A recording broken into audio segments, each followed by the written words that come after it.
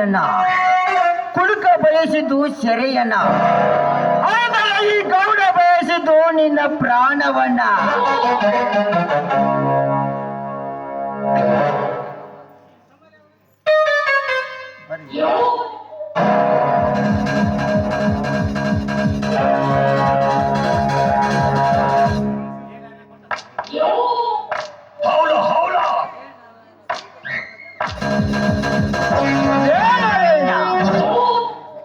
ಕೊಟ್ಟ ಸಾಲದ ಬಡ್ಡಿಯನ್ನು ಕೇಳಲಕ್ಕೆ ಬಂದರೆ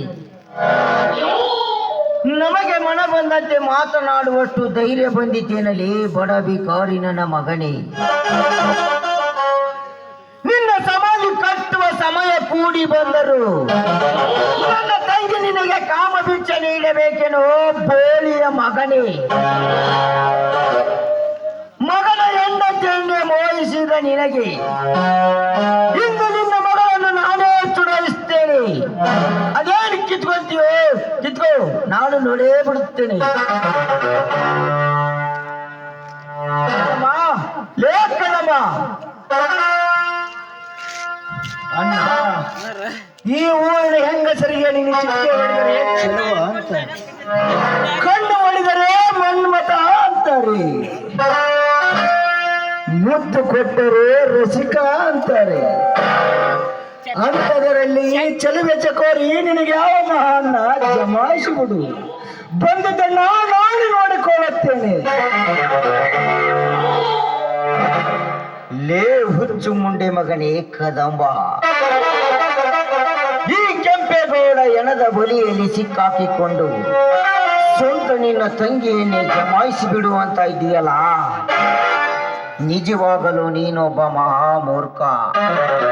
ಪಾಪ ನಿನಗೇನು ಗೊತ್ತು ಇವರು ನಿನ್ನ ಸಂಬಂಧಿಕರು ಅಂತ. ಅಣ್ಣ, ಏನು ವಿಚಾರ ಮಾಡ್ತಾ ಇದೀಯಾ? ಟೈಮ್ ವೇಸ್ಟ್ ಮಾಡು. ಮೈಕ್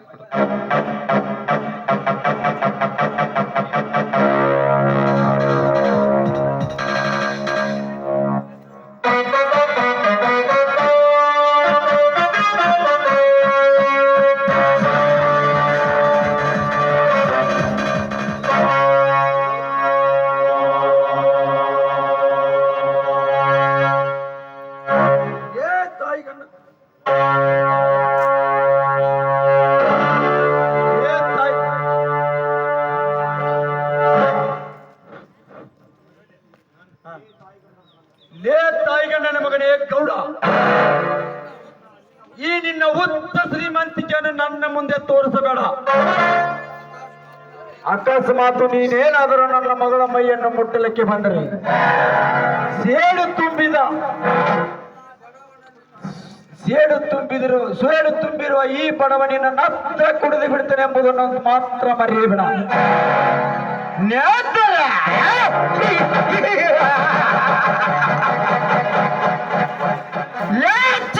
ಮಗನೇ ನಾರ್ಯ, ತಮ್ಮಕ್ಕೆ ಗಟ್ಟಿ ಹಾಕಿರುವುದು ನಮ್ಮ ನೆತ್ತರ ಕುಡಿಯುವುದಕ್ಕೆ ಅಲ್ಲ ಮಗನೇ, ಅದು ನಿನ್ನ ನೆತ್ತರ ಕುಡಿಯುವುದಕ್ಕೆ. ಸುಮ್ಮನೆ ಬಾಯಿ ಮುಚ್ಚಿಕೊಂಡು ನಿಂತರೆ ಸರಿ, ಇಲ್ಲದಿದ್ದರೆ ನಾನು ಮಾತನಾಡುವುದಿಲ್ಲ, ನನ್ನ ಕೈಯಲ್ಲಿರುವ ಚಾಟಿ ಮಾತನಾಡುತ್ತದೆ. ಏ ಪಿಂಡ್ರಿ ಮಗನೇ ಗೌಡ, ಬಲವಿಲ್ಲದ ಬಡವನನ್ನ ಕಂಬಕ್ಕೆ ಕಟ್ಟಿ ಹಾಕಿ ಈ ನಿನ್ನ ಅಟ್ಟಹಾಸವನ್ನು ತೋರಿಸಬೇಡ. ನಿಜವಾದ ನಿನ್ನ ಬಾಡಿಯಲ್ಲಿ ತಾಕತ್ತಿದ್ದರೆ, ನಿಜವಾಗಲೂ ನಿನ್ನ ತಂದೆಗೆ ನೀನು ಹುಟ್ಟಿದ್ರೆ, ನಿಜವಾದ ನಿನ್ನ ತಂದೆಗೆ ಹುಟ್ಟಿದ ಮಗನೇ ಆಗಿದ್ರೆ ಕಟ್ಟಿದ ಕಟ್ಟನ್ನು ಬಿಚ್ಚಿ ನೋಡು, ಆವಾಗ ಗೊತ್ತಾಗುತ್ತದೆ ಈ ಪೌಡಿಯಲ್ಲಿ ತಾಕತ್ತ. ಪವರ್ ಏನಂತ